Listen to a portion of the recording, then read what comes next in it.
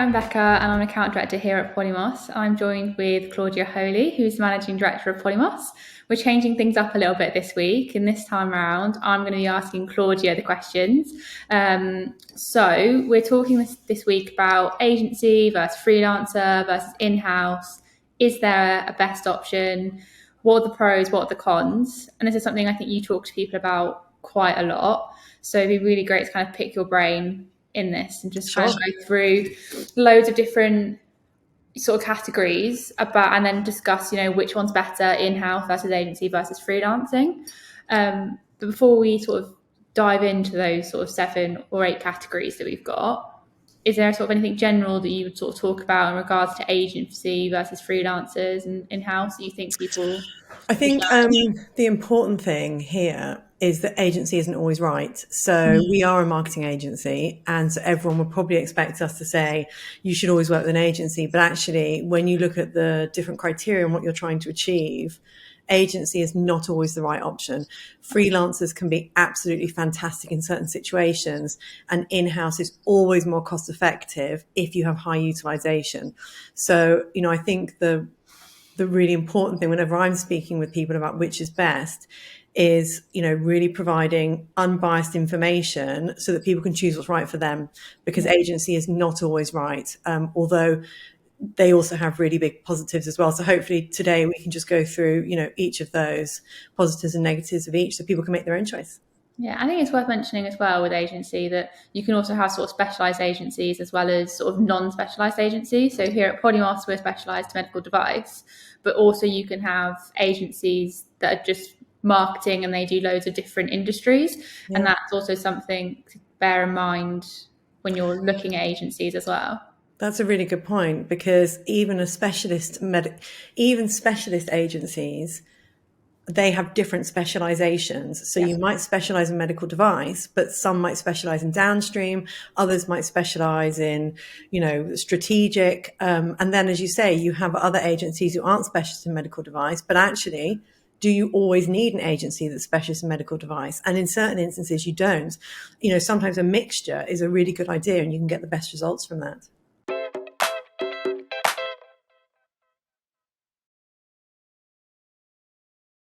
It's a really interesting conversation, and I think one of the things that we could talk about quite a lot is sort of hourly costs. Yeah. So, firstly, what do we mean by hourly costs? What's included in all of that? So an hourly cost is really everything that goes into the cost of one person's time. So with in-house, that would be, their salary, taxes, things like that. And to some extent, the operational costs as well. So, what does that person cost you every hour of every day? If they worked at 100% of the time, that's the important thing. If they were 100% utilized, that would be the cost of them for 1 hour. And then, so what is the difference then for, say, agency versus freelancers versus in-house with hourly costs? There's quite a big difference. Yeah. So in-house, if you look at 100% utilization, so you're always using your team for effective projects, in-house will always be more cost effective. They'll probably be about half the cost of a freelancer, maybe slightly more than that. And they'll be significantly cheaper than agency. So as a rule of thumb, a freelancer will charge probably 1.5 to 2 times that of an in-house person. And that's because their workload isn't guaranteed. So they won't be working 100% of the time, because one of the benefits of freelance is that you can utilize them when you need them and not when you don't. So that's a real benefit from flexibility. Agency does have high costs. So agency will tend to charge about 3 times what an in-house person will be.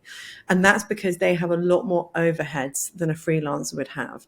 So, not only do you have the offices, you have the administrative staff that aren't actually earning salaries, not on salaries, of course they're earning salaries, that aren't actually generating revenue. So they need to be paid for as well, which is why the hourly cost needs to be higher. So agency, if you look pure hourly. Agency will always be significantly more expensive. Freelancer will be in the middle, and then in-house will be the cheapest. We've talked about hourly costs, Yeah. but what does that mean sort of as on an annual basis? Like what does that really mean? So that's where it becomes more interesting because, again, it comes back down to the utilization. So how much you're actually using your team members. What you tend to find is that, when you're starting out in marketing, you don't have enough work to fill your team up 100%, and especially in all the skill sets you need. So really that's where agency comes in very well, because they can deliver all the skill sets you need under one roof, and they will be significantly cheaper than having that team in-house because you have access to so many people under one roof. Annually, when it comes to freelancers, again, they will actually be cheaper than an agency. The difference with freelancers is you don't have everybody under one house. You will have to manage all of your freelancers. So that will be a much more of a time burden, and it depends what else you have going on. So you might not want that. So again, positives to all of them and negatives to all of them. But on an annual cost, it tends to be that agency and freelancers will be cheaper if you're not using your team enough and you're sort of a younger company. It's probably something we should have talked about at the beginning, but we haven't sort of really clarified what we mean by a freelancer versus agency. Yeah. So what do you see as a freelancer versus someone that's an So agency? a freelancer or a consultant, it could be either. It's really somebody who charges for their time on a project basis or an hourly basis, but they don't have a big team around them. So they will be on their own. They'll be very specialized in what they do, which is fantastic, but they won't have that big resource pool to pull from, which an agency will have. And that kind of really links into then that high team utilization, because with an agency, you have different people doing different things. So if you have a separate project, you can have a copywriter, you can have a designer, all in an agency, and then you as somebody in house only has one contact that you have to speak to get all of those things. Whereas if you go down the freelancer route, you'd have to go and get a freelance copywriter, a freelance designer, and then Yes. you in house would have to be that person managing all of that. So that's what you mean by sort of the time burden element. Absolutely. Absolutely. I think talking about sort of team utilization, an actual sort of next fit for that is sort of headcount and the flexibility that you have with headcounts. So with agency, I kind of just touched upon it, you have different people, but is there any other sort of advantages from a headcount perspective using an agency versus in-house? It's flexibility. It's flexibility and the ability to flex really quickly. So, if you suddenly have a huge volume of work that comes in, and in order to meet your marketing objectives, you need to do 5 projects before the end of the quarter, it might be difficult for an in-house team to quickly expand to cope with that. But if you have an agency, because they have so many skills and people within one roof, and they also normally have a very big network around them as well. So if you do need to quickly increase headcount, you can do it. And of course, the benefit with agency, not that I'm saying I'm promoting agency, it is a benefit with agency, is that you can, only pay for who you use when you use them. So, you can really quickly ramp up just for a month, and then you can drop back down, and that's no problem whatsoever. And your agency will be able to do that. Obviously, when it comes to an in-house team, that's much, much harder because you have the recruitment process, and it's really important that you get the right team members in an in-house team. And that can take 3 to 6 months to recruit people. Yeah. So you have that flex problem within an in-house team, which you don't see with an agency. With freelance, you'll have a bit more flexibility because they will be able to allocate you more time. Again, that depends on what other client work they have going on. So, they won't have the same flex because they just don't have the volume of people in the organization. It's very much dependent on their time. But agency will definitely be able to flex more when it comes to that. But it all comes at a cost, so it all fits in, isn't it? There's positives and negatives to all of this. You make a good point as well there, though, about agency having a wider network. What do you mean by that?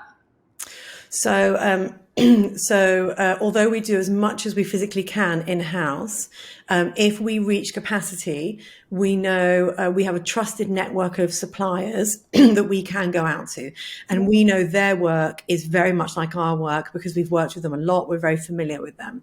So if we do reach capacity, because, all of our clients are extremely busy, and then, one client comes in and needs more time, we can reach out and we will be able to mostly deliver that. If we can't, we will always say so, because the last thing we can, or the worst thing we can do, is deliver a bad project. But normally we can always cope with that. And it could be things like, we have additional video teams, animators, marketeers as well. So normally we try to keep everything in the house as much as possible, but we do have that capability, and agencies will have that capability, especially if especially the more established they are.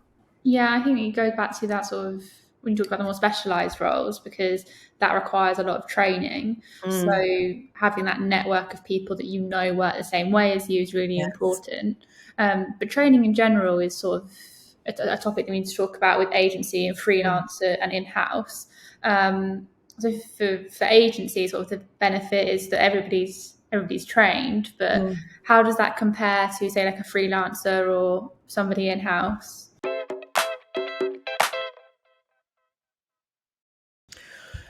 Training's a really interesting one, because training, if you're working with an agency, you're working with them because they have specialist knowledge in an area. So they know how to complete that project because they do it a lot. That's one of the benefits of being with an agency.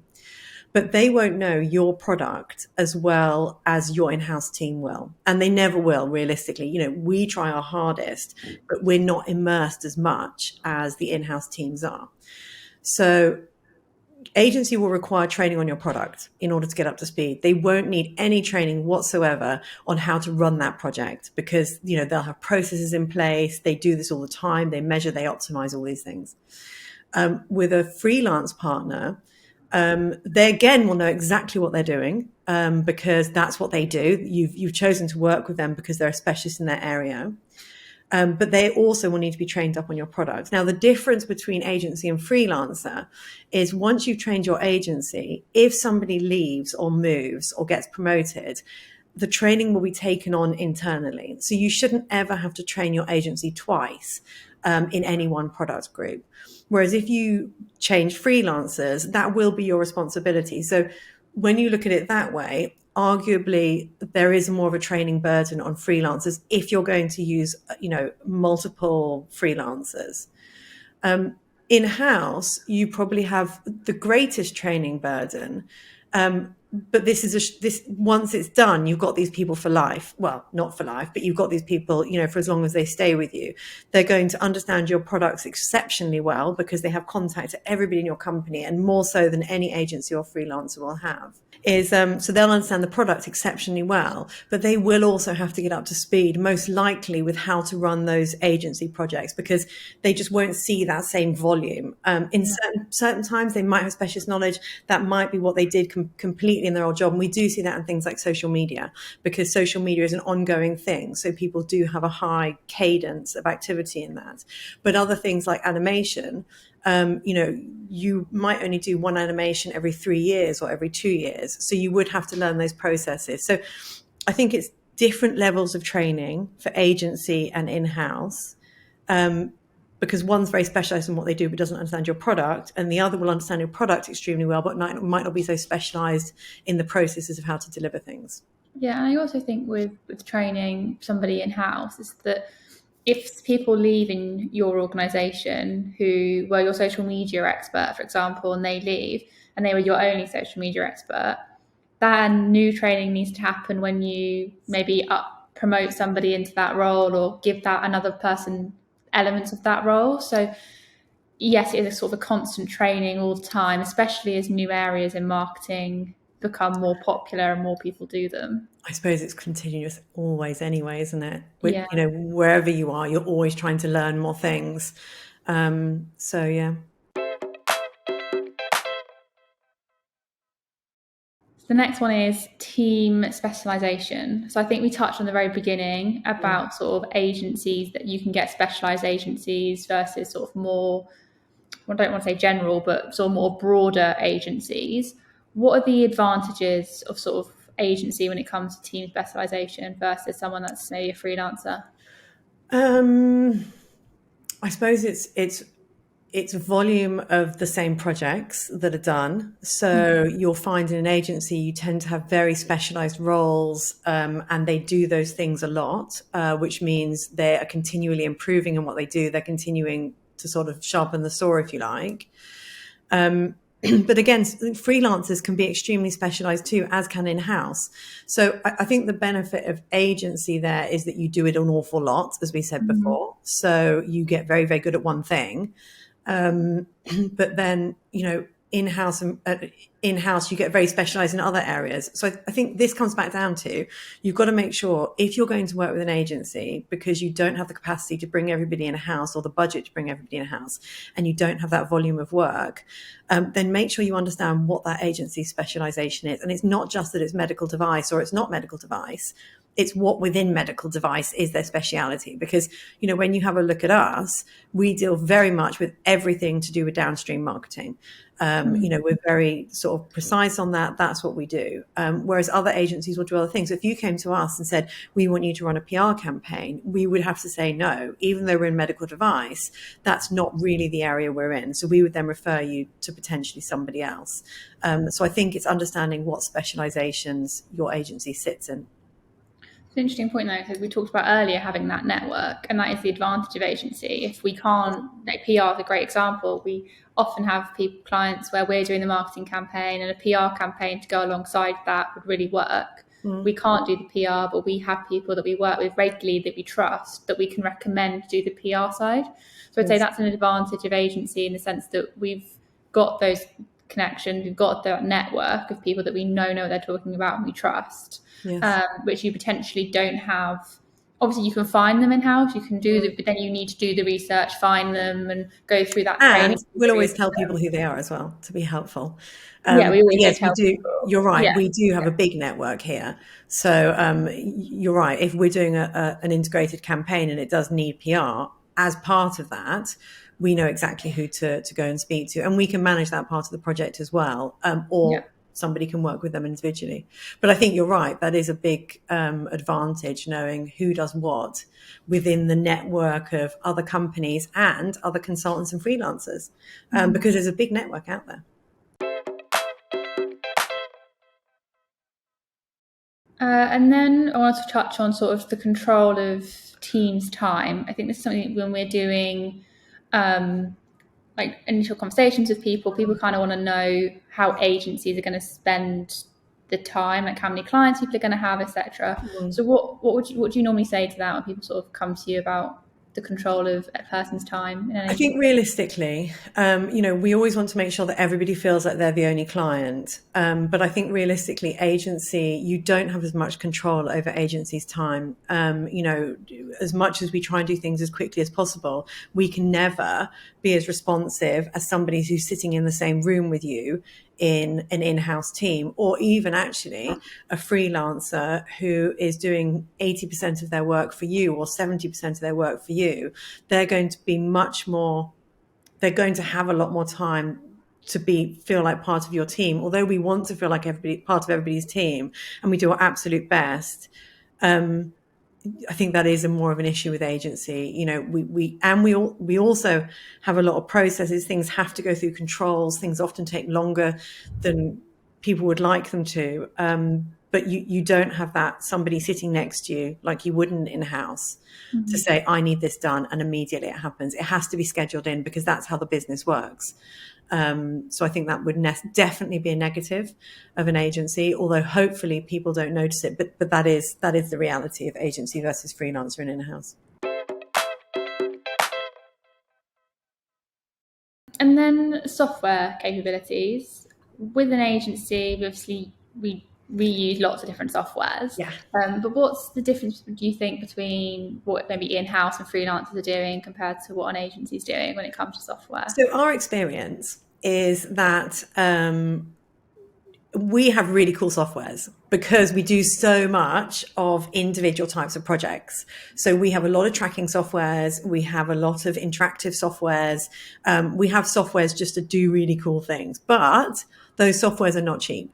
So if you weren't doing the high volume that we're doing of certain types of projects like video, stuff like that, you couldn't justify the cost of these softwares because, some of them, for example, are, 20,000 a year. Which is an awful lot if you're not doing this on a regular basis. So that's a really good benefit of working with an agency. You will get access to these softwares, which will help you optimize your campaigns, will help you deliver potentially more interactive, more innovative things. And freelancers by definition won't most likely be able to have those unless they're really, really, really niche, because they just won't have the volume to support it. You do have to be doing a lot to justify being able to spend that sort of money. And again, in-house, if you're not doing those projects time and time again, so things like, an example of a new one at the moment is interactive video. If you're not doing one or two videos a month interactive, then actually it just financially doesn't make sense to have it. So I think that's the challenge with in-house. And there's also loads of other priorities with in-house, so these fancy softwares just might not be the highest priority because actually they don't deliver the same value as potentially another team member or something like that. Whereas an agency, they do deliver the value because they deliver efficiencies and they also give us that creativity that we can deliver amazing projects. So, that's sort of the difference with software capabilities, and agencies definitely do very well on that, but it's because they're so specialized. So you do, again, need to find out what the specialization of your agency is and how much of that one thing they do, because they'll tend then to have the good stuff. Yeah, I think again with the software, like you said, when you're paying like sort of 20,000 for a year, with an agency, you've done all the research, you're using it regularly, and you know all the different software options. They've got the best software for that particular option. Whereas if say you are a bigger company and you are going to invest 20,000 for one project, which is unlikely, but if you were, you don't necessarily definitely know what software options are out there, all the research that needs to go into that, all the calls you need to have, learning how to use the software, all of that is a big burden in-house. It is actually, and it is. You're absolutely right. It's getting up to speed with these softwares and understanding how to utilize them effectively, because they're all really clever. But if you don't understand them correctly, then you're wasting your money. Exactly. Because there's other softwares that you are probably going to use regularly, like your Hootsuites and stuff like that, which are easier to get up to speed. But with the bigger softwares, like the video one that you were talking about, that does take quite a lot of training. It doesn't take a lot of training for maybe the simpler stuff, but the things that you actually bought it for, the fancy cool stuff, does take a lot more training and learning and calls with that software company's developers and all that sort of stuff. So it's a lot of time goes into it, not just including the 20,000 that you paid up front. It's all the other costs as well. No, exactly. So we've sort of touched on sort of 7 key things there about sort of the qualities of different marketing teams, whether agency, freelance, or in-house. But to sum it up, what do companies need to be doing when they're making that decision about to choose an agency or to choose a freelancer or to recruit a new member of the team to help their marketing capacity? I think, we would love, obviously, if everybody used agency and that was how it should be because we're an agency, but reality, that's not the best thing. So I think it's really understanding, what are your objectives for the next 1 to 3 years, because if you're going to hire an in-house team, that holds quite a cost. So once you have those objectives, you need to then see what skill sets you need, because actually it might be that you can bring, if you need 10 skill sets, say, it might be that you can bring 2 of them in-house to start off with because there's going to be 100% work for them. You can then maybe have 2 freelancers that are supporting other areas, and maybe use agency for specialists, and specialist things like animation, videography, web development, things like that. It's really it's really mapping out what you need as a company and then how you can best utilize your budget, because although agency will save you an awful lot of time, and they will know that it's their job to know what they're doing, so they'll make a note of that. but they will cost you a lot more money. So if you've only got a couple of projects, agency could be perfect. But if you've got more of a integrated ongoing plan, which I think we would all say needs to happen in order to make an impact in marketing, then a combination is probably the best option to start off with until you have enough, until you're spending enough with an agency or your freelancers to actually warrant bringing the whole team in-house. And actually, we see that happen quite a lot. That you start off with that combination and then you move to moving it in-house. And it actually makes an awful lot of sense to do that. So I think agencies have a really good place in the life cycle, and as do freelancers. But it's really about mapping out the skills you need and how much time you have. So, actually, can you train all your freelance colleagues, or do you actually just want an agency where you have one point of contact, you train that one point and it's then their job to get it right?